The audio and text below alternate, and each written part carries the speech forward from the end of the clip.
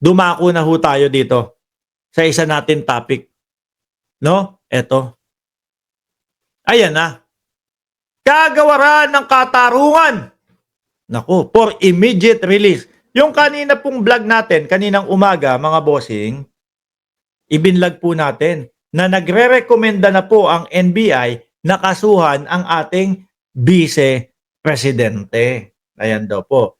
Lalong-lalo na doon sa sinabi niyang pagpapapatay kay Martin Romualdez na House Speaker, kay Lisa Marcos na First Lady ng Pilipinas, at kay Bongbong Marcos na Pangulo ng Pilipinas. Lahat po tayo nakasaksi doon, mga bossing. At karamihan din po sa atin nakasaksi doon sa pagpapatawag upang magpaliwanag ang kampo ng vice-presidente sa NBI. Pero 2 beses pong patawag yon, deadma sila. Not really deadma, may alibay po sila. Yung unang alibay nila, hindi daw po nila akalain o hindi daw po nila nalaman agad na yung Kongreso nakasabay po nung pagpapatawag ng NBI ika-cancel yung kanilang session para bigyang daan yung pagpapatawag ng NBI. So lusot. Di ba? Pero kahit na halatang halata, 5 nag-announce yung Congress na magbibigay sila ng daan tapos hindi wala man lang isang nakaalam sa inyo, no? Na ikinancel at para makapunta kayo sa NBI. Oh. Lusot.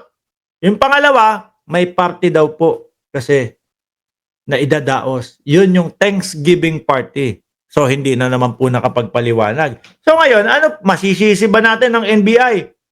Oh, dahil po ilang beses na po namin silang pinatawag at mukhang walang balak pumunta, ito na po ang desisyon namin. Ito po ang rekomendasyon namin.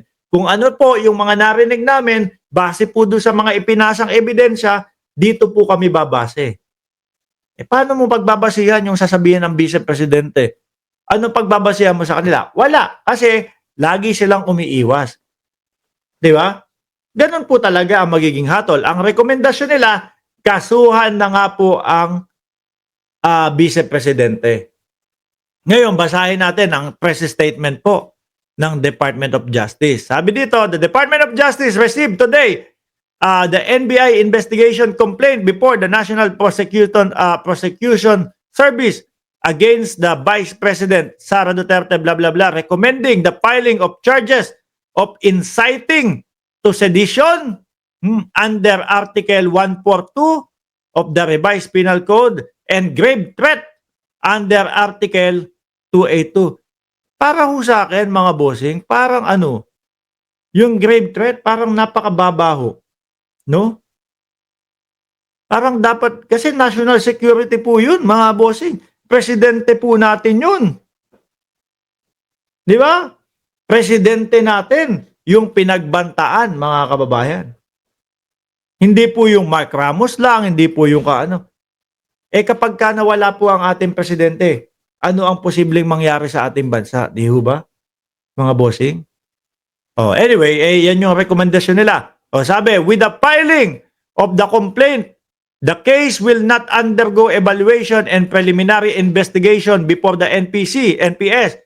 Under DOJ, Department of Circular number 20, the investigating prosecutor must determine whether, based on the evidence, there is a prima facie case with reasonable certainly of conviction. Ang tanong dito, sundin kaya yung grave threat na ipinapayo o sinasabi ng NBI?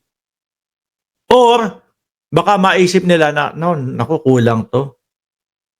National security ang pinag-uusapan natin dito. Ipasok ang anti-terror law, sabi ni Vindicated. Dahil yung iba doon, parang may narinig ako, may idadagdag na kaso, no? Na walang piyansa kung sakali. Well, tayo naman tayo ang buhay na mga ebidensya, mga bossing. Yung mga sinabi po, mga binitawang salita ng vice-presidente noon, mga kababayan, bobo na lang po ang hindi makakaintindi na wala pong pagbabanta doon. Di ba? Pero yung huli niyang yung huli niyang press conference, itinatanggi niya yun na may pagbabanta daw siyang sinabi. Maniniwala ho ba tayo doon, mga kababayan? Na tayo mismo, lahat, narinig natin yung kanilang pagbabanta. Na ang isa sa iniisip ko na dahilan kung bakit umabot sa ang vice presidente sa mga ganun, kasi wala na din, parang Buloyski na din po. Kub-kub na, corner na, hindi na masagot, no? Yung mga tinatanong sa kanila. Sabi ni Ma'am Lori Mamawag, international news nga yun eh. Oho. Di ba? Ang tingin ko naman dito, pag-aaralang maigi ng Department of Justice, kung ano ang isasampa, no? Mga boss. Sana yung mga DDS, wag na nilang gamitin yung sinasabi nilang,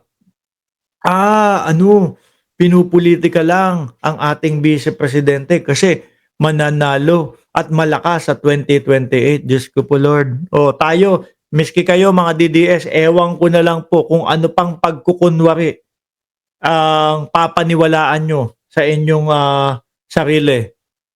Kasi nabubuhay na lang po yung mga DDS na yan na pinipilit na lang pong papaniwalain yung kanilang sarili na walang ginagawang mga irregularidad etong kanilang mga iniidolo. No? Wala na ho. Pinipilit na lang po nila. Sige na, pikit mata, ganito talaga. May pagbabanta naman talaga. Pikit mata, sabihin natin, wala. Ano tawag doon? Bobo. Di ba? Nagulo na buhay nila, mga bossing. Kaya po, isa sa nakikita ko kung bakit nagkakandara pa yung mga yan, na maagaw po yung posisyon ng ating Pangulo, ng ating presidente, para po, makawala sila dito sa mga iniimbestigahan sa kanila.